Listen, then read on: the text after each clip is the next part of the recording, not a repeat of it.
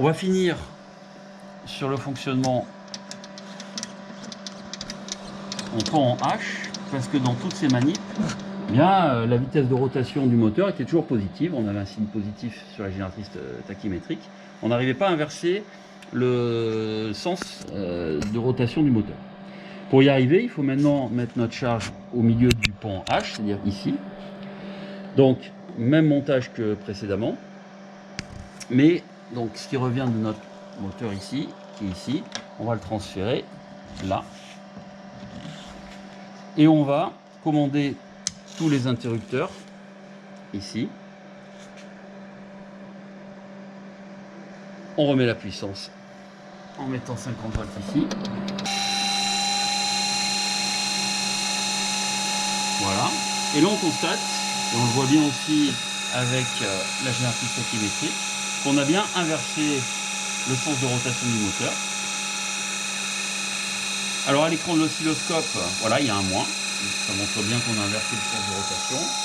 Et à l'oscilloscope, on voit que le courant est négatif. Le rapport cyclique ici, eh bien, il fait qu'on prend très peu, pendant 5% de la période, on prend 50 volts, et le reste du temps, on prend moins 50 volts. Le courant qui est au-dessus, là, il est négatif, et il varie très peu, puisqu'on a gardé une forte inductance de lissage. Alors maintenant, je vais jouer sur le rapport cyclique. Voilà, donc je l'augmente. Au bout d'un moment, on passe par 0,5, et quand on passe par 0,5, ça doit être ici, bah, l'intensité dans le moteur s'annule. On voit que le moteur il s'est arrêté avant, donc je reviens un petit peu en arrière. En fait, il faut que, pour vaincre les frottements solides, il faut qu'il y ait quand même un couple assez fort. Et ce couple assez fort, on l'obtient pour cette valeur du rapport cyclique, voilà, de l'ordre de 0,03. Donc le moteur touche dans le sens négatif. Je repasse par alpha égale 0,5, le moteur ne tourne plus, et là j'ai la possibilité de changer le sens de rotation. J'augmente le rapport cyclique, voilà,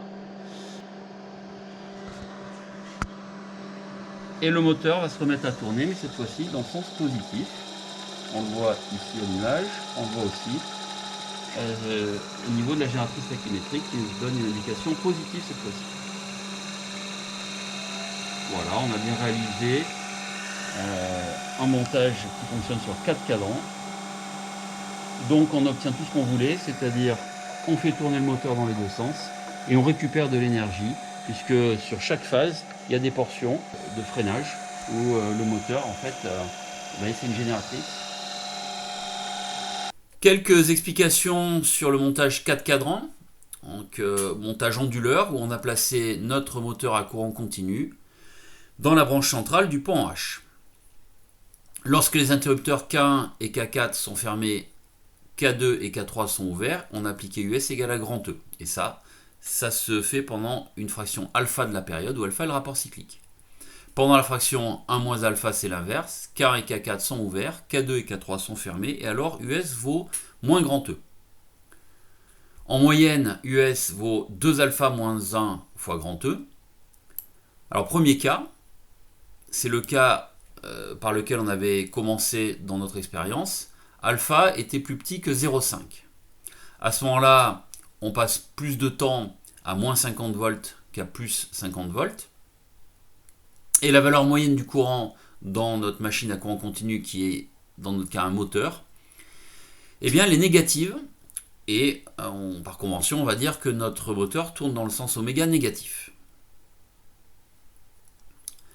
Dans ce fonctionnement, on voit quand même que lorsque la tension aux bornes du moteur est positive alors que le courant lui est négatif, c'est une phase de freinage.